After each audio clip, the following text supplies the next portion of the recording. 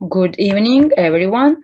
I first would like to thank Susan and Nick for believing in this network and the Society for Neuroscience for hosting us, and also Aline for their incredible work.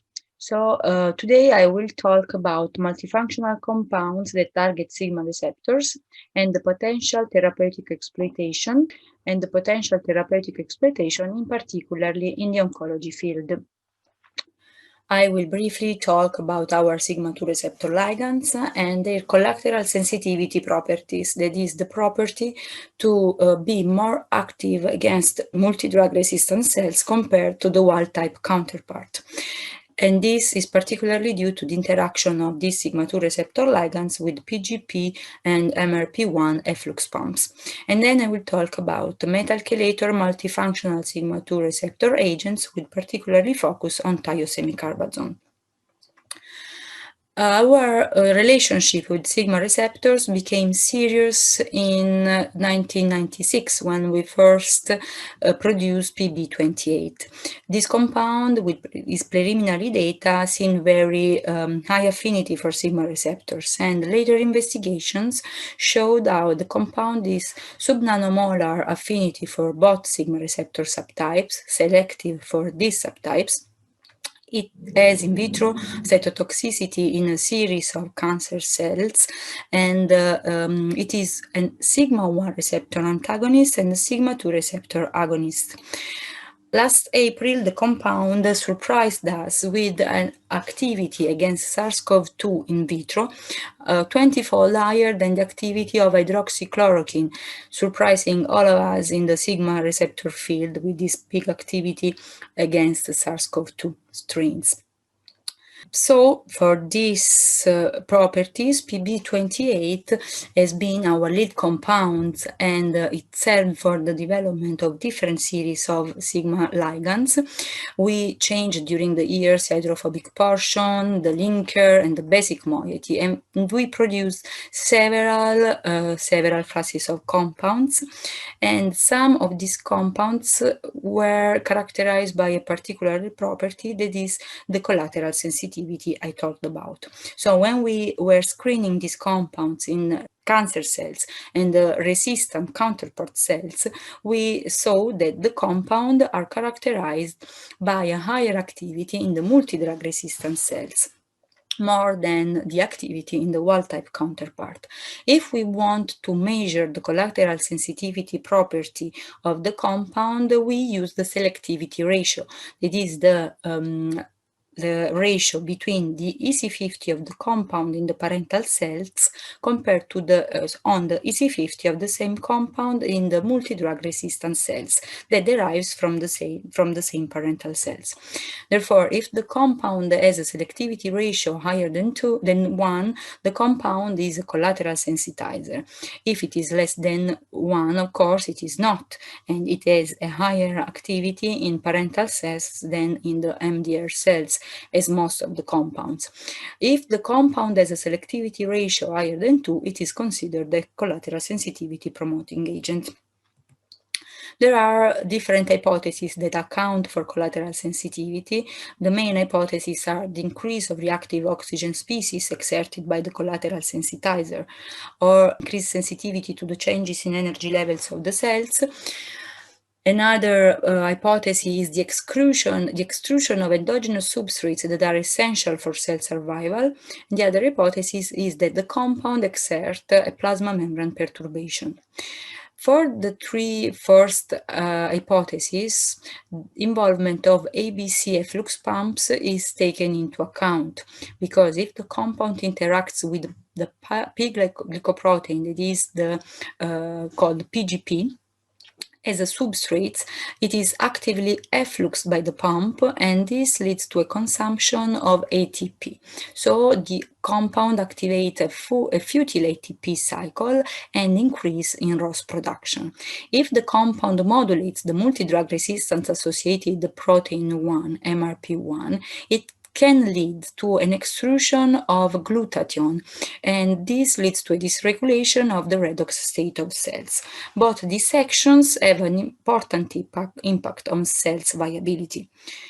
MRP1 efflux the compounds in association with the extrusion of GSH. That's why we have this extrusion of GSH, of glutathione. While screening our compounds in a pair of cells in the wild type and the resistant counterpart, we found these three interesting compounds. Also, siramycin was investigated, the reference sigma 2 receptor ligand. And we found that siramycin and 408 in MCF7 cells, where they were first investigated, they were able to exert collateral sensitivity. Therefore, the compounds were more active in the MCF7 doxorubicin resistant cells than the wild-type counterpart, whereas F397 was not. The three compounds are all high-affinity sigma-2 receptor ligands. They all activate and modulate PGP, but F397 is a PGP inhibitor. It does not lead to ATP depletion. On the opposite side, siramycin and F408 are able to deplete ATP because they are PGP substrates. Therefore, they are actively effluxed by the pump, and this leads to a consumption of ATP. We wanted to investigate further siramycin and F408 action, and so we investigated these compounds that were collateral sensitizer in MCF7 cells in other two cell lines that are A549 and HT29, respectively lung and colon carcinoma cells with their resistant counterparts. And in all these cell lines, siramycin and F408 appear to be as well collateral sensitizer, with F408 that in HT29 and the colon carcinoma cells with a very, very high selectivity ratio, with a very, very high activity in the MDR cells compared to the HT29. The selectivity ratio could not be measured because of this very high activity in the resistant counterpart cells. So these compounds were better studied in these cells, and it was found that they led to a depletion of ATP, and in particular mitochondrial ATP supply was depleted by these compounds that were able to decrease the electron flux rate of the mitochondrial chain. It is worth noticing that mitochondrial activity is higher in multidrug resistant cells, and also that multidrug resistant cells undergo a much more pronounced decrease in the electron flux rate with these compounds compared to the wild-type cells. These mechanisms therefore account for the collateral sensitivity action of these compounds in the cell lines in which they were investigated. On the other side, F397, as said, is a PGP inhibitor and was not able to determine collateral sensitivity in MCF7 cells. We were investigating for MRP1 modulators. So we investigated our library of compounds looking for MRP1 modulators in order to obtain collateral sensitivity agents acting through MRP1. And surprisingly, we found again F397, which was devoid of collateral sensitivity in MCF7 cells. These three compounds that we see here are sigma 2 binders, F400 is not, and they modulate MRP1 in like verapamil, the reference compound for MRP1. They are all endowed with selectivity ratio higher than 2 in the MDCK cells, that is the model used for studying MRP1.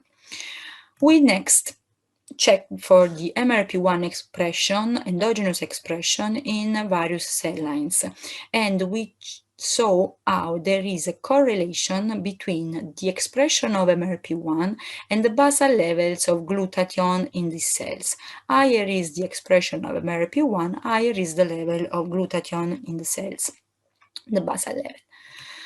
The higher expression of MRP1 was found in A549 cells, the lung tumor cells, in particular in the MDR phenotype of these cells. And it is worth noticing that F397 appeared to be the compound with higher selectivity ratio in these cell lines. F549 and 549, the X selectivity ratio was 2.5 for F397, which was devoid of collateral sensitivity in MCF7 cells. look that there is no expression of PGP in the MCF7 cells, and there is no expression, or very low expression of MRP1 in the MCF7 cells resistant to doxorubicin, therefore the MDR phenotype of these cells. That's why F397 lacks of collateral sensitivity in MCF7 cells. That said, we better studied A549 cells with these collateral sensitizers, and we checked for the cytotoxic activity of this collateral sensitizer by themselves and in the presence of the inhibitor of the MRP1, MK571. These compounds were all cytotoxic, but when co-administered with MK571, their cytotoxicity was strongly decreased. They were co-administered with cisplatinum, that is the standard chemotherapeutic agents for lung tumors, and they displayed a synergistic effect with cisplatinum. Notice that cisplatinum is devoid of activity in these cells because it is effluxed by MRP1. Therefore, the co-administration of the compounds with cisplatinum led to an important antiproliferative activity, cytotoxic activity of the cisplatinum, restoring its activity. The compound by themselves were cytotoxic. By themselves, together with cisplatinum, the cytotoxicity was importantly increased. We also checked the activity of these compounds in vivo in the tumor model of the same cell lines of the lung A549 resistant cells.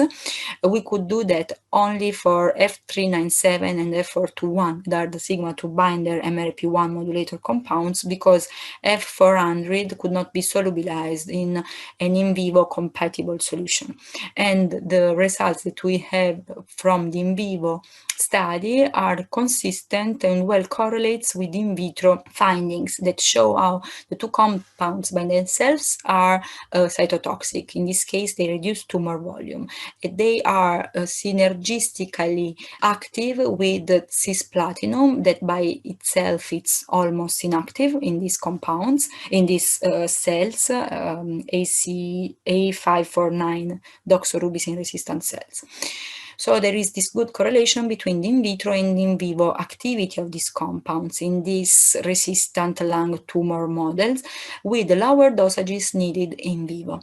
We showed with these results that the modulation of glutathione intracellular level through the modulation of MRP1 can be an approach in cancer therapy, and that collateral sensitivity agents targeting sigma-2 receptor and modulating MRP1 efflux pumps are promising novel therapeutic approaches for the treatment of resistant lung tumors.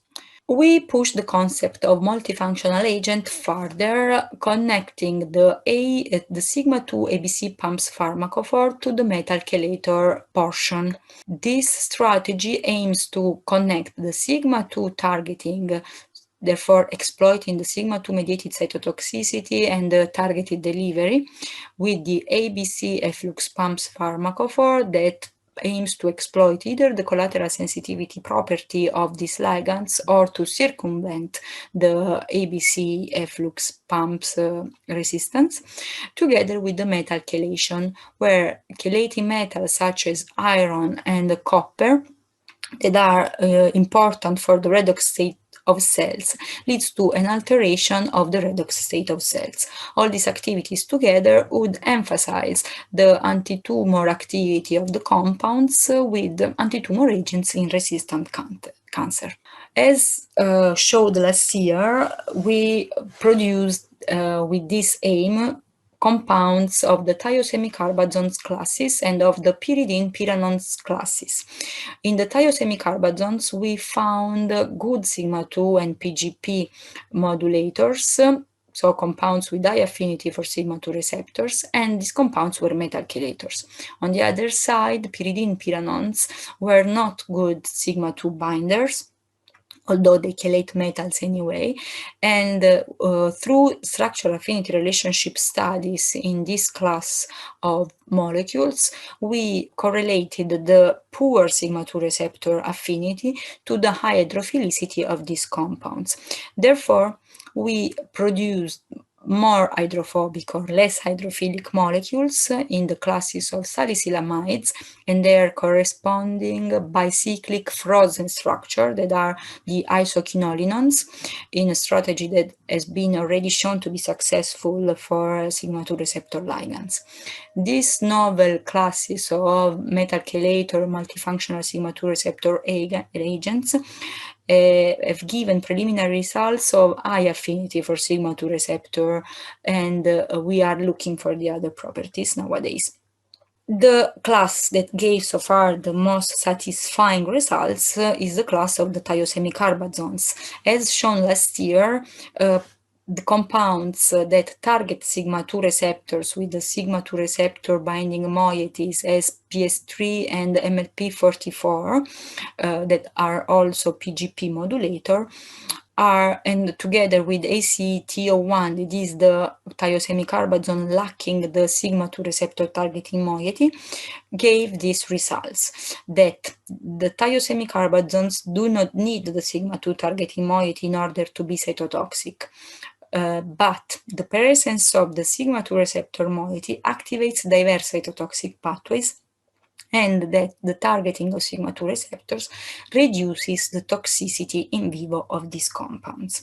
These promising results prompted us to produce another thiosemicarbazone, changing the basic moiety in a spiropiperidine moiety that is associated, as in the lead compound ceramazine, with lysosome destabilization and ROS reactive oxygen species increase.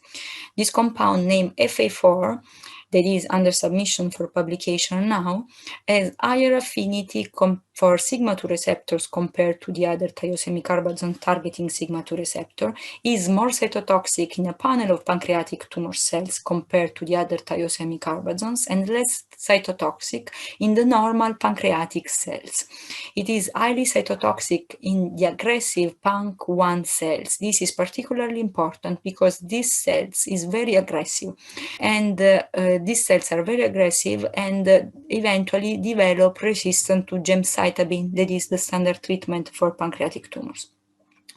FA4, that was in-depth studied, activates ER stress and mitochondrial stress-dependent apoptotic pathways in a consistent way in all the cells except for MAIA-PACA2, whereas the other thiosemicarbazons, targeting or not sigma-2 receptors, display variable effects on these apoptotic pathways.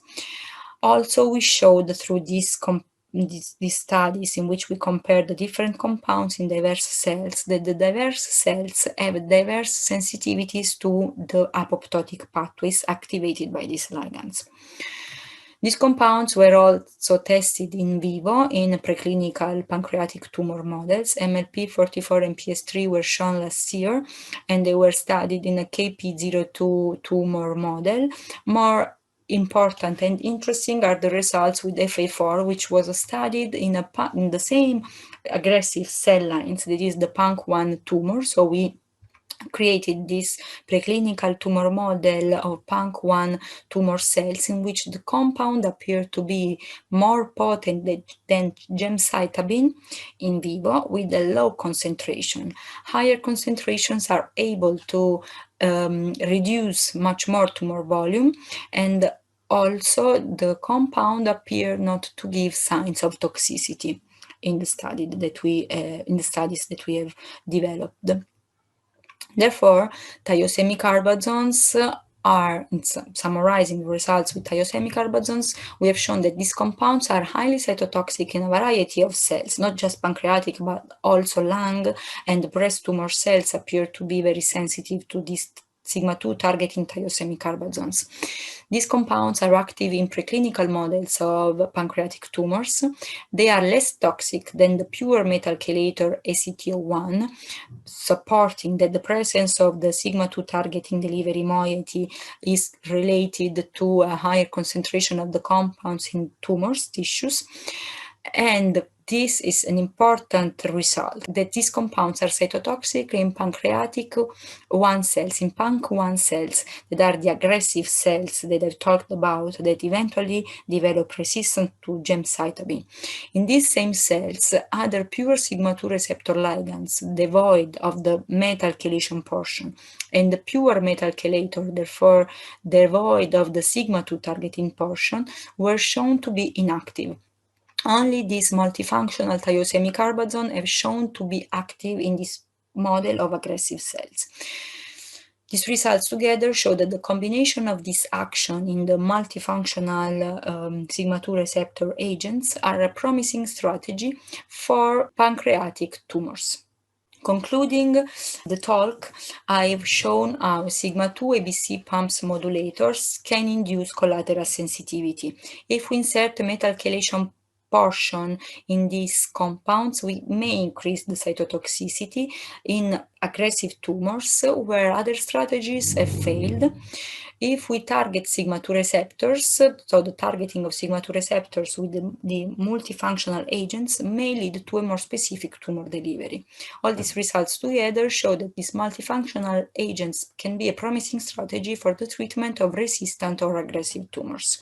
We have also shown that diverse sigma-2 targeting basic moieties in congeners, therefore differ just for the basic moiety, may lead to the activation of different pathways in the same cell types, and that diverse cells undergo different pathways when treated with the same compound. So we checked that in pancreatic tumors, but also in breast tumors, where the cells show different sensitivity and so can undergo to different pathways when treated with the same compounds. These results together show that therapeutics based on this strategy may target the peculiar characteristic of each tumor type, and this is important in the perspective of the personalized medicine approach. I thank you all